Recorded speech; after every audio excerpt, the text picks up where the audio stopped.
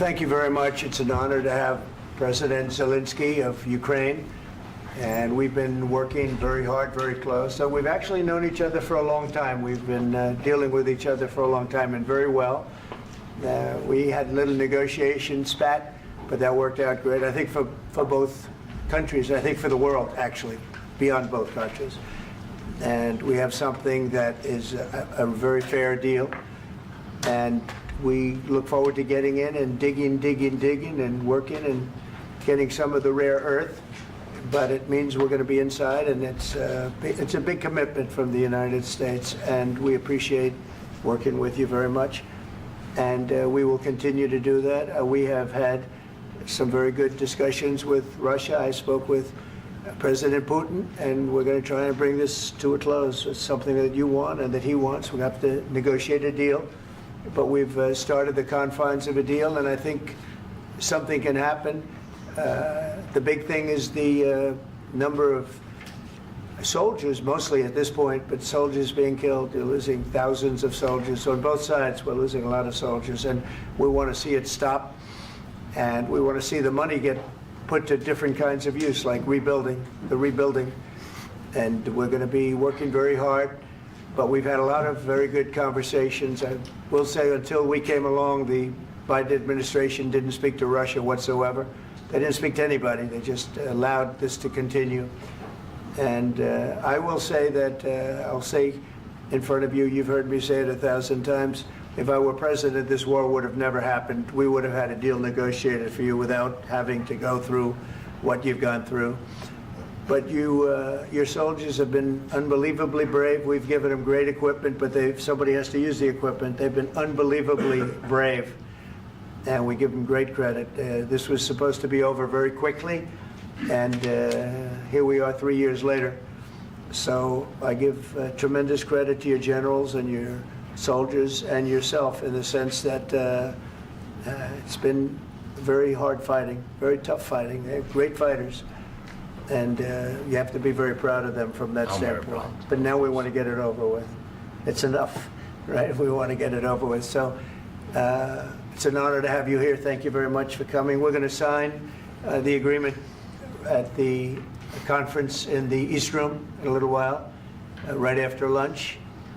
And we'll be having lunch together. We're also discussing some other things, and we appreciate everybody being here. It's somewhat of an exciting moment, but the really exciting moment is when they stop the shooting and we end up with a deal. And I think we're fairly close to getting that, and an honor to have you. And please, I'd like to say something. No, thank you so much, Mr. President. Thank you for invitation. And really, I hope that this first document will be first step to real security guarantees for Ukraine, our people, our children. I really count on it.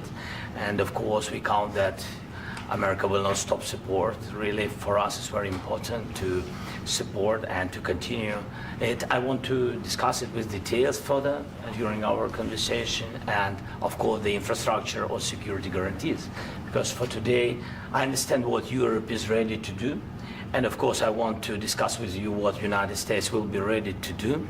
And I really count on your strong position to stop Putin. And you said that enough with the war. I think that is very important, Ben, to say these words to Putin at the very beginning of war, because he is a killer and terrorist. But I hope that together we can stop him.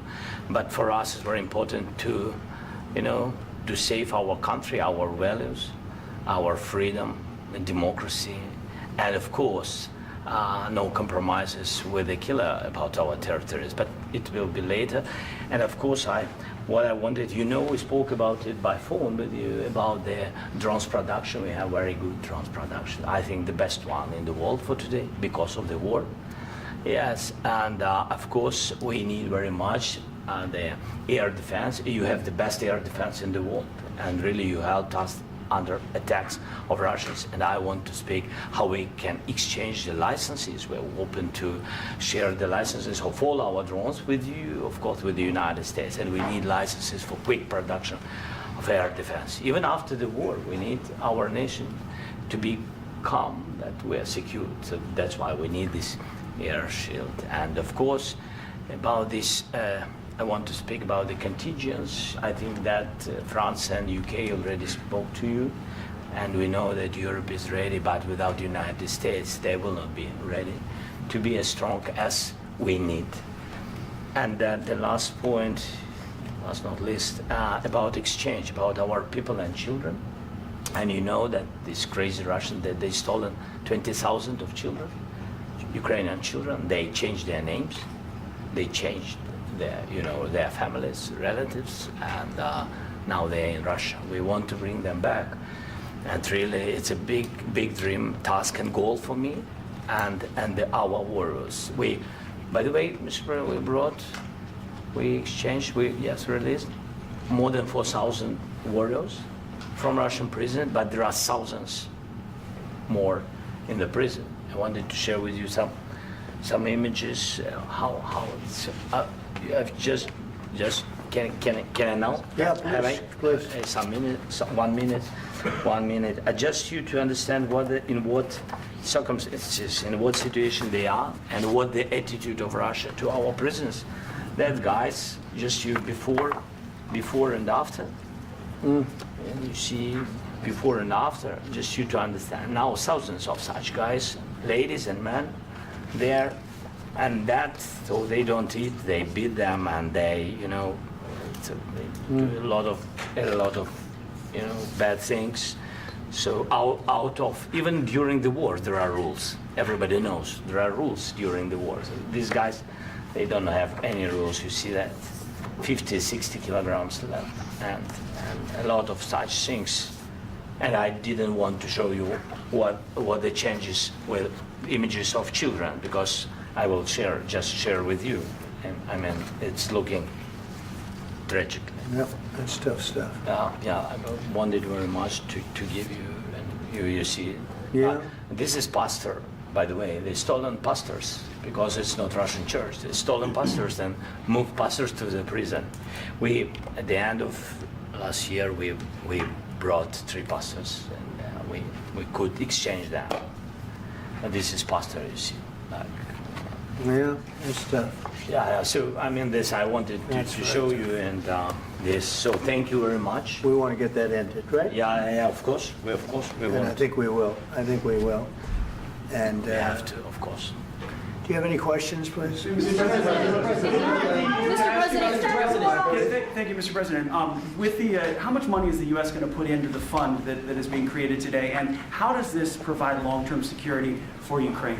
Well, we don't know exactly how much, because we're going to be putting some money in a fund that we're going to get from the raw earth that we're going to be taking and sharing in terms of revenue. So it's going to be a lot of money will be made from the sale and from the use of raw earth. And as you know, our country doesn't have much raw earth. We have a lot of oil and gas, but we don't have a lot of the raw earth. And what we do have is protected by the environmentalists, but that can be unprotected, but still it's not very much. They have among the best in the world in terms of raw earth. So we're going to be using that, using it for all of the things we do, including AI and including weapons and the military, and it's really going to very much satisfy our needs. So it's something that just worked out really well. We have a lot of oil, and we have a lot of gas, we have a lot, but we don't have raw earth.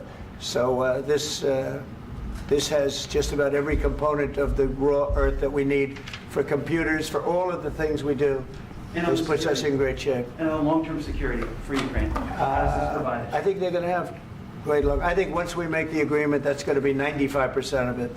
They're not going to go back to fighting. I've spoken with President Putin, and I feel very strong. I've known him for a long time, and I feel very strongly that they're very serious about it, and we'll make a deal. And when the deal is made, I don't think, we talk about security. Everyone's talking about the other day, all they talked about was security. I said, let me make the deal first. I have to make the deal first. I don't worry about security right now. We have to have a deal, because right now, last week, 2,000 soldiers died on both sides. 2,000. And they're losing 1,000, 2,000, 3,000 a week. So as we sit here and we talk, people are getting shot and dying on the battlefield. And, you know, they're not American soldiers, but they're Russian soldiers and they're Ukrainian soldiers, and we want to be able to stop it. And we want to be able also to spend money on other things. We don't want to, this is a tremendous amount of money. And what the Biden administration did was terrible. They were giving money, but he had no security on the money. Europe, as you know, gave much less money, but they had security. It was in the form of a loan. They get their money back, and we didn't. And now, at least we're protected because the American taxpayer has to be protected too. But this is an incredible agreement for Ukraine because we have a big investment in their country now, and what they have, very few people have. And we're able to really go forward with very, very high-tech things and many other things, including weaponry that we're going to use in many locations, but that we need for our country. Mr. President, This allows us to do this. Mr. President, will you continue I'm sorry. sending military aid? Yes, go ahead, please. If I can just, yes.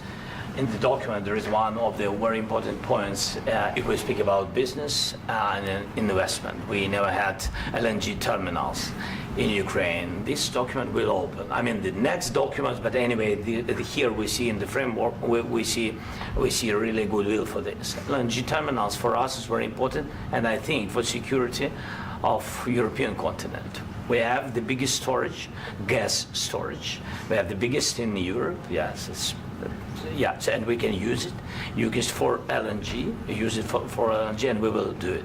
And really, we can help Europe because Europe really helped. President Trump said that they made less support, but they are our friends and they are our very supportive partners. They really gave a lot, Mr. President. They did. They gave a lot, but they gave much less. No. Much less. No. No. No. Okay. Okay.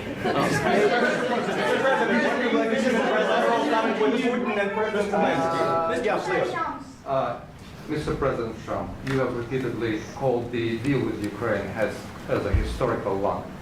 And as a President of the United States, you make historical decisions in other issues which affect America and other world.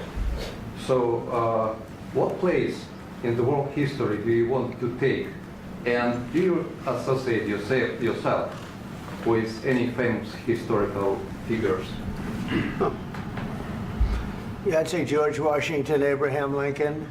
I would say I'm far superior to George Washington and Abraham Lincoln. Now, you know I'm only kidding, right? Because when I say that, the fake news is going to go wild. They're going to say he considers himself to be better than Washington. But you never know. You never know. I don't compare myself to anybody. I'm here to do a job. We've had a great 35 days or whatever it might be, a month, a little more than a month. We've accomplished tremendous amounts. Not only this would be a very great achievement if we could get the war stopped and get them back to normalization. I think that's going to happen. We've had very good talks on both sides, as you know. But I think we've done a very good job, just generally. If you look at all of the things we've done in 30 days, they're saying there's never been a opening for a president. The first month, there's never been a first month like we've had. And this is one of the very important things. This, to me, is one of the most important things because we have tremendous death taking place as we speak, and I don't want to have that. You know, think of the parents, whether they're in Russia or Ukraine, think of the parents of all these people being killed needlessly. They came to our territory. Should have never started. This would have, if I were president, this would have never started. Mr. President, will you continue sending military aid to Ukraine after the U.S. signs this agreement with Ukraine? Yeah, we're going to be continuing. To President Zelensky, do you feel like the U.S. is on your side, that the President Trump is on your side at this moment? Right. What do you think? He wants to know, do you think that, sort of a stupid question. I guess we wouldn't be here if I wasn't. I think that the United States on our side from the very beginning of occupation, and I think that President Trump on our side, and of course, I'm sure that United States President will not stop support. This is crucial for us. It's important for us. Yes. And Putin, the president speaks about the people and the soldiers which are dying, but they came to our territory, they came to our land. They began this war, and they have to stop. And I think this is the question, with really the most important question. Can President Trump, I hope yes, with some other allies, to stop Putin, withdraw these enemies, our enemy, withdraw these troops from our land? And I think that you asked about the history, I think that if President, or when, he will stop Putin, if President Trump will bring peace to our country, I think he will be on this wall. I think. We've had very, very good talks. What about military aid to Ukraine? President Zelensky just said that there will be no compromises with Vladimir Putin. I just wanted to ask both of you, firstly, are there compromises that you think that President Zelensky is going to have to make? And President Zelensky, is there anything that you might be thinking that you may be able to offer or bring to the table, for example, elections? Thank you. I think you're going to have to always make compromises. You can't do any deals without compromises. So certainly he's going to have to make some compromises, but hopefully they won't be as big as some people think you're going to have to make. That's all. That's all we can do. I'm here as an arbitrator, as a mediator to a certain extent between two parties that have been very hostile. To put it mildly, they've been very hostile. This has been a vicious war. This has been a vicious war. You know, it's a very level battlefield, and those bullets go out, and as I've said many times, we were talking about it with Pete, many times the only thing stopping those bullets is a human body. And in the case we're talking about, generally young human bodies are stopping a lot of bullets. It's dead level. That's why it's great farmland. It's great land. It's great farmland, but there's very little protection against the bullets that are being, and other things that are being shot. So all I can do is see if I can get everybody at the table and get an agreement. And I think we're going to end up with an agreement. Otherwise, I wouldn't probably be even here today. Mr. President, I've got two questions for you. You think ultimately your legacy will be the peacemaker and not the president that led this country into another war and ended foreign wars? And then I've got a question. I hope it will. I mean, I hope I'm going to be remembered as a peacemaker. This would be a great thing if we could do this. I'm doing this to save lives more than anything else. Second is to save a lot of money, but I consider that to be far less important. So I hope I'm going to, thank you, Brian, for that question. It was a nice question. I hope I'll be known and recognized as a peacemaker. This would be a great thing to solve. This is a very dangerous situation. You know, this could lead to a third world war. This was headed in the wrong direction. If this election were lost, if we didn't win this election, and by the way, we won it by a lot. That was a mandate. We won every swing state. We won the popular vote by millions and millions of votes. We won everything. The districts, you look at the areas of red, take a look at a map. This was a big mandate, and this was one of the things. I said, we're going to get this thing settled. If we didn't win, I think this could have very well ended up in a third world war, and that would not have been a good situation. What was your second And question? my second question for President Zelensky, why don't you wear a suit? You're at the highest, why don't you wear a suit? You're at the highest level in this country's office, and you refuse to wear a suit. Just want to see if do you own a suit? Yeah, problems. A lot of Americans have problems with you not Really? respecting I the don't have dignity of this such- office. I will wear a costume after this war will finish. Okay. Yes, maybe one. Maybe something like this? something like Yes, yours. sir. Yes. That'd be great. Maybe something better. I don't know. We will see. Maybe something cheaper than. Yeah. Thank you. Thank you. President Thank you.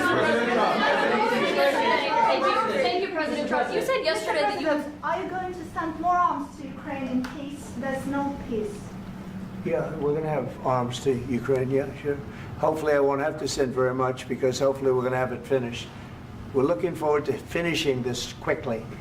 We're not looking forward to sending a lot of arms. We're looking forward to getting the war finished so we can do other things.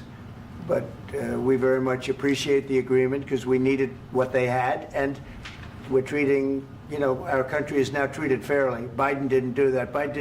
He didn't know what the hell he was doing. This should have never happened. This should have never started. But you know, sure, the answer is yes, but hopefully we won't have to send much because I'm looking forward to getting it done quickly, very quickly. Does that mean you'll provide security guarantees, Mr. President? I don't want to talk about security yet because I want to get the deal done. You know, you fall into the same trap like everybody else. A million times you say it over and over. I want to get the deal done. Security is so easy. That's about 2% of the problem. I'm not worried about security. I'm worried about getting the deal done. The security is the easy part. Security is very nice. Everybody stopped shooting. And now will Europe put people there? I know France is going to. I know the UK is going to. I know other countries are going to, and they happen to be right next door. We haven't committed, but we could conceivably. You know, we have security in a different form. We'll have workers there digging, taking the raw earth so that we can create a lot of great product in this country. So in that sense, you have something, but we haven't determined that yet. I will say, in speaking to France and in speaking to, and they were here, as you know, last week and just the other day, they have committed to a lot of security. I don't think you're going to need much security. I think once this deal gets done, it's over. Russia's not going to want to go back, and nobody's going to want to go back. President When this deal ends, I really believe this deal is going to be over. Question? Yeah, please go ahead. Thank you. Go ahead. Thank you. Mr. President, thank you. You had both Macron and Keir Starmer at the White House this past week, both of whom praised your courage and conviction to lead the pathway towards peace. Yes. Part of that involved, though, re-engaging Russia in diplomatic relations, something that previous leaders lacked the conviction to do so. What gave you the moral courage and conviction to step forward and lead that? Well, I love this guy. Who are you with? One American News, sir. Well, that's why I like him. One American News does a great job. I like the question. I think it's a very good question. It's a pathway to peace. It's a pathway to getting something solved. And I feel that as the head of this country, I have an obligation to do that. Plus, you know, we're very much involved. We got involved. It's too bad we got involved because there should have been no involvement because there should have been no war. And there shouldn't have been October 7th. That would have never happened. As you know, Iran was broke. They had no money to give to Hezbollah. They had no money to give to Hamas. They were stone cold broke. And then under Biden, they became rich as hell. They went from no money to $300 billion in a period of 4 years. And they gave a lot of that money away, and you see what happened. And that's a real mess also that we hope to be able to solve. But no, I appreciate your question very much. I feel I have an obligation to try and do something to stop the death. If I can answer. Yes, if I can answer. Please, Sorry. go ahead. Please. And I do like your clothing, by the way. Yeah, really? Even though I think he's a great guy, by the way. But I don't know if you two like each other. But you know what? I think he's dressed. I think he's dressed. I like this guy. I don't know I think him. he's dressed beautifully. So I have more serious things than answer on such Yes, questions. sure, that's I will okay. answer on more serious That's a good questions if statement. I can. That's good. Yeah. So please, about security guarantees and about just ceasefire. We can't just speak about ceasefire and speak. It will not work. Just ceasefire will never work because I'm like a president. I have this experience, and not only me. Ukraine before my presidency, from the 2014, Putin broken 25 times. 25 times he broken his own signature. 25 times he broken ceasefire. But he never broke to me. He never broke to me. No, you were the president. He You were never the broke- president he during. never broke to me. In 2016, you've been the president, Mr. President. You've been the president, but he had, of course, not with you, but he had during those period. He had conversations with our side, and we had Normandy format. You know, the France, Germany, Ukraine, and Russia, and he broken 25 times. That's why we will never accept just ceasefire. It will not work without security guarantees. Security guarantees, maybe President is right about this document and other, but this document is not enough. Strong army is enough because his soldiers afraid, Putin's soldiers afraid of our soldiers when we're strong enough. If we are not strong enough, if we are empty, if our storage is empty, we can't defend our land. Today, you know, he knows that we have all the world knows that we have meeting. Yes, why he's using ballistic? Putin today using ballistic on our hospitals, schools, and etc. Ballistic. So he knows that we are here and that President Trump is really have goodwill to stop this war. And you hear now the president. So why he's using? So he doesn't want to stop. He doesn't want. But I hope that we will do it. Really, we'll do it. Security. When we speak about security guarantees, when the Europeans are ready for contingents, they need USA backstop. If there will not be United States, we will not never have any contingents, strong contingents from the Europeans, because they don't want to divide alliance connection between the United States as the main and strongest ally and Europeans. And this is crucial, this is important. That's what we want to speak about very much. This is very important. And air defense. So air defense, really, we have big deficit with all these systems, and we need to provide this. We need it very much. Otherwise, Putin will never stop, and will go further and further. He doesn't want. He hates us. You know, it's not about me. He hates Ukrainians. He thinks that we are not a nation.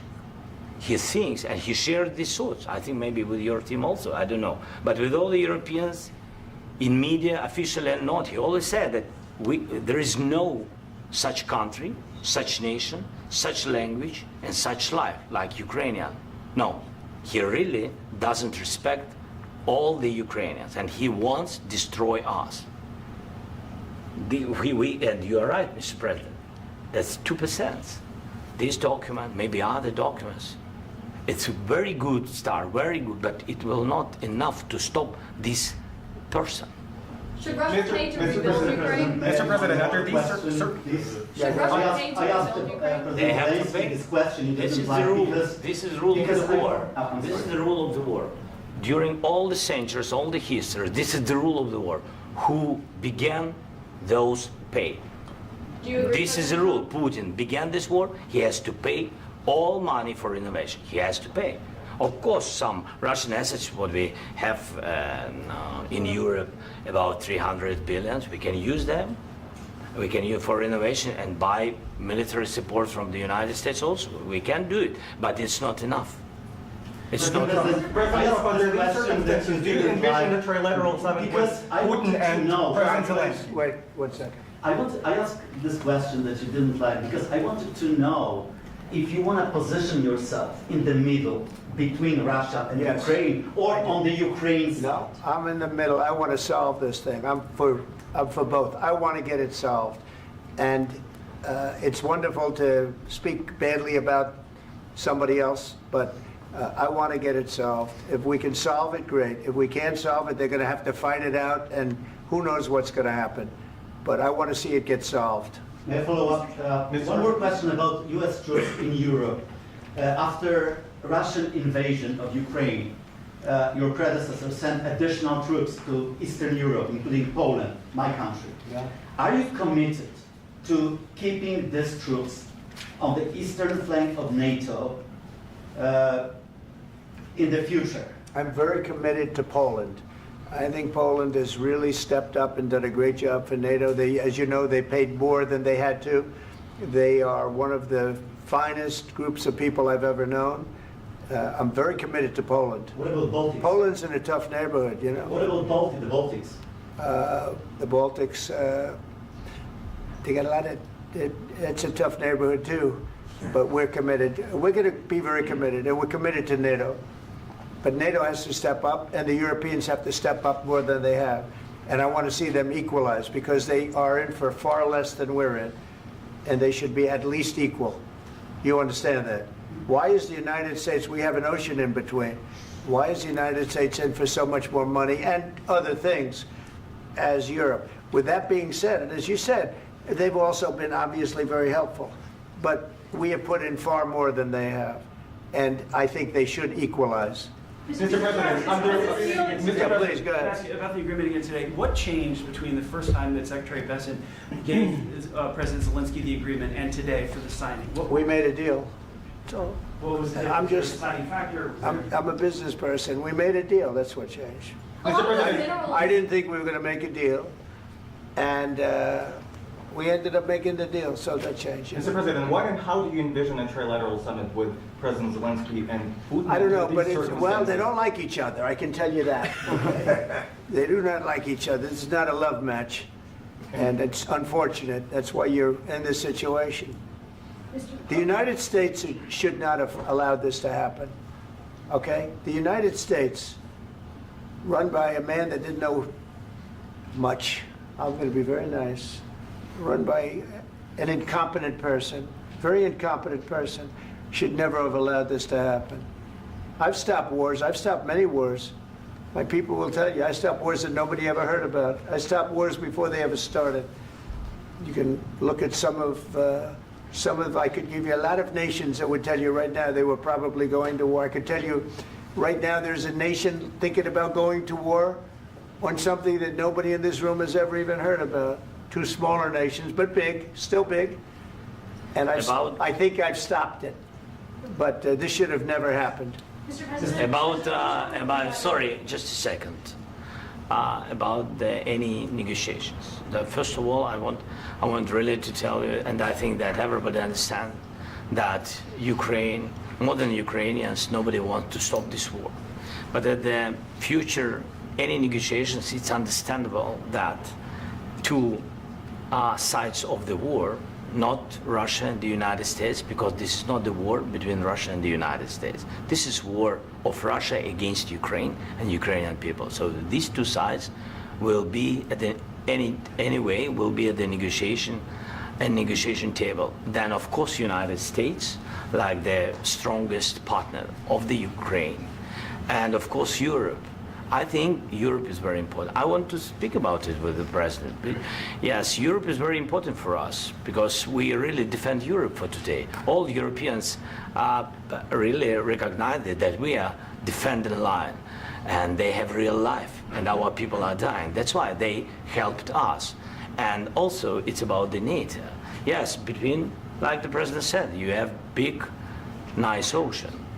Yes, between us. But if we will not stay, Russia will go further to Baltics and to Poland, by the way. But first to the Baltics. It's understandable for them because they've been in the USSR. You know, they've been one of the republics of the USSR, and Putin wants to bring them back to his empire. It's a fact. And when he will go there, if we will not stay, you will fight. Your American soldiers, it doesn't matter, do you have ocean or not, your soldiers will fight. Mr. President, would you be willing to visit Ukraine, maybe Kyiv or Odessa, which is known to be a derriere of the Black Sea? It was my question. I'm sorry.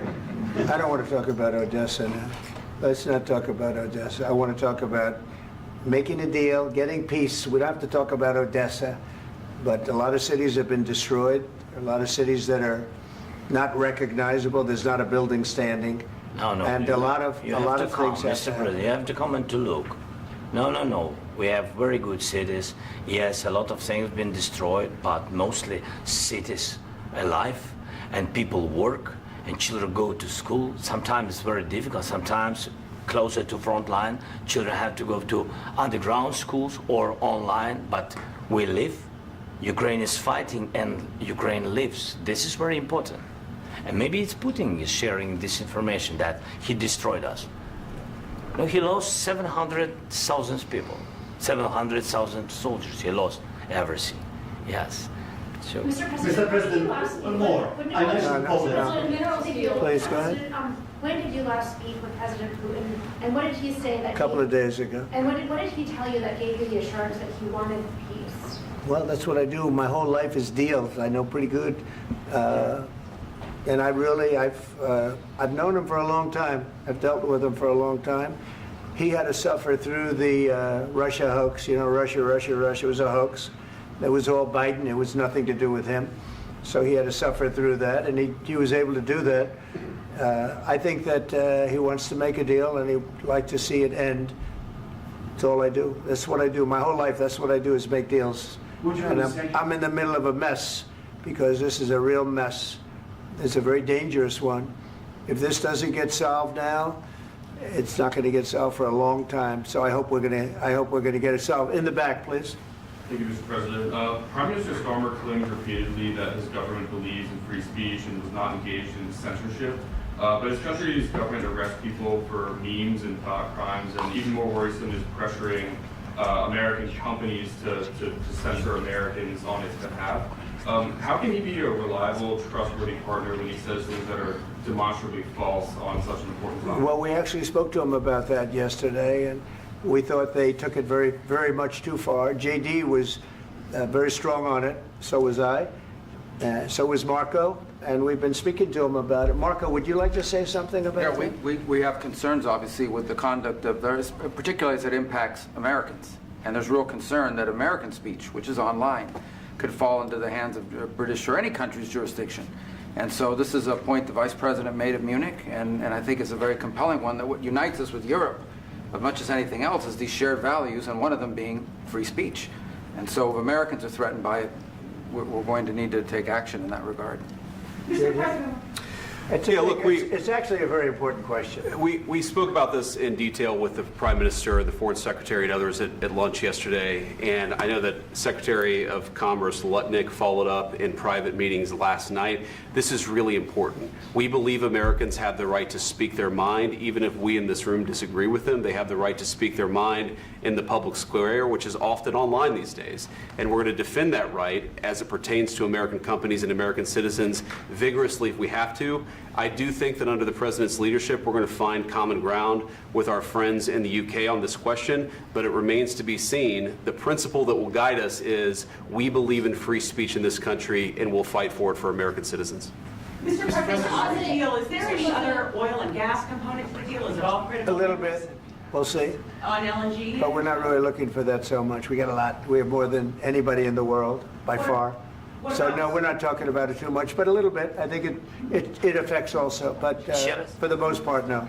And sir, is there any agreement from Ukraine to purchase U.S. LNG as part of the deal, or is that on the table at all? No, we don't need that. Some of those Mr. President, I minerals just are wanted in to the ask east, you Mr. about, President. you just mentioned that you'd spoken to Vladimir Putin a couple of days ago. Just to be clear, that's a new call, not the one that you... I've spoken to him on numerous occasions. Okay. And how was the latest call?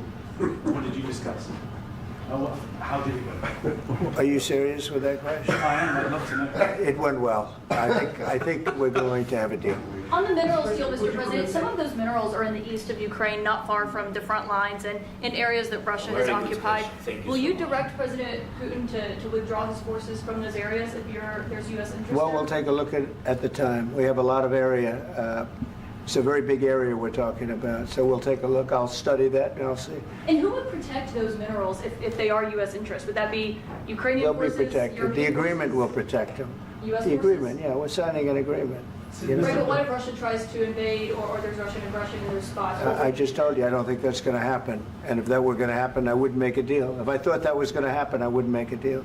Some people may wonder why. You know, they ought to focus on CNN on survival, not asking me these ridiculous Why questions. the confidence that you won't Focus on surviving, because CNN's got such low ratings. I don't think they're going to survive. Let's go. Please, go ahead. One more. Since I already mentioned Poland. Poland was under Russian control for decades after the Second World War.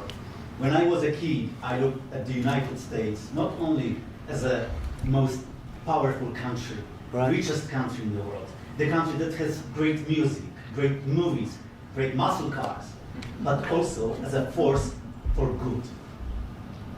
And now I'm talking with my friends in Poland, and they are worried that you align yourself too much with Putin. What's your message for them? Well, if I didn't align myself with both of them, you'd never have a deal. You want me to say really terrible things about Putin and then say, "Hi, Vladimir, how are we doing on the deal?" That doesn't work that way. I'm not aligned with Putin. I'm not aligned with anybody. I'm aligned with the United States of America and for the good of the world. I'm aligned with the world, and I want to get this thing over with. You see the hatred he's got for Putin. It's very tough for me to make a deal with that kind of hate. He's got tremendous hatred, and I understand that, but I can tell you the other side isn't exactly in love with, him either. So it's not a question of alignment. I'm aligned with the world. I want to get the thing set. I'm aligned with Europe. I want to see if we can get this thing done. You want me to be tough? I could be tougher than any human being you've ever seen. I'd be so tough. But you're never going to get a deal that way, so that's the way it goes. All right, one more question. Hey, I will respond to this. So look, for 4 years in the United States of America, we had a president who stood up at press conferences and talked tough about Vladimir Putin, and then Putin invaded Ukraine and destroyed a significant chunk of the country. The path to peace and the path to prosperity is maybe engaging in diplomacy. We tried the pathway of Joe Biden of thumping our chest and pretending that the President of the United States' words mattered more than the President of the United States' actions. What makes America a good country is America engaging in diplomacy. That's what President Trump is doing. Can I ask you? Sure. Yeah? Yeah. Okay. So he occupied it, our parts, big parts of Ukraine, part of East and Crimea. So he occupied it on 2014. So during a lot of years, so I'm not speaking about just Biden, but those time was Obama, then President Obama, then President Trump, then President Biden, now the President Trump, and God bless, now President Trump will stop him. But during 2014, nobody stopped him. He just occupied and took. He killed people. You know what the contact line? 2015. 2014 2014. and 2015. 2014. Yeah. So I was he killed, not here. Yeah, but That's exactly right. Yes, but during 2014 till 2022, yeah, the situation the same. The people have been dying on the contact line. Nobody stopped him. You know that we had conversations with him, a lot of conversation, my bilateral conversation, and we signed with him, me, like a new president. In 2019, I signed with him the deal. I signed with him, Macron and Merkel, we signed ceasefire. Ceasefire. All of them told me that he will never go. We signed with him with gas contract. Gas contract.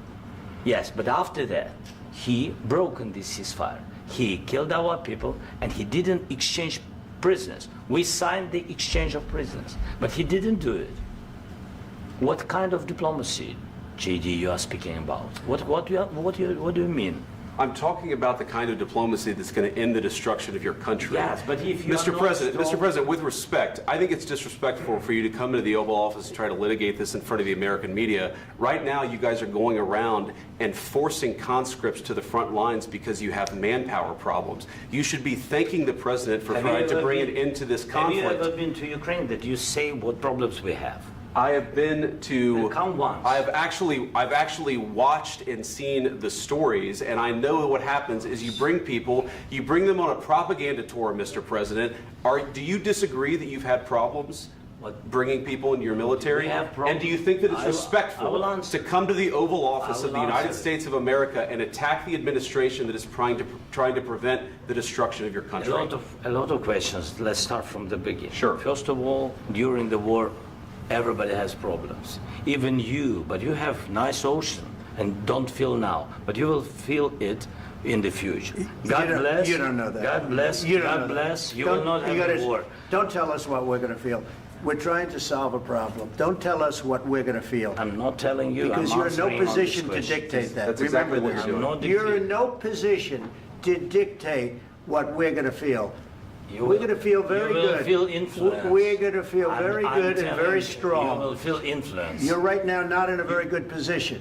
You've allowed yourself to be in a very bad position, and he happens to be right about it. From the very beginning of the war. You're not in a good position. You don't have the cards right now.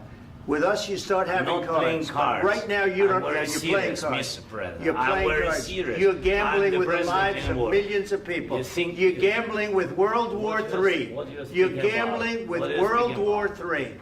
And what you're doing is very disrespectful to the country, this country, that's with back all to you, respect to your far country. more than a lot of people said they respect. should have. Have you said thank you once? This A lot entire of meeting? times. No, in this Even entire meeting, today. have you said thank Even you? today. You went to Pennsylvania and campaigned for the opposition in October. Offer some words of appreciation for the United States you're of speaking America about. and the president who's trying to save your country.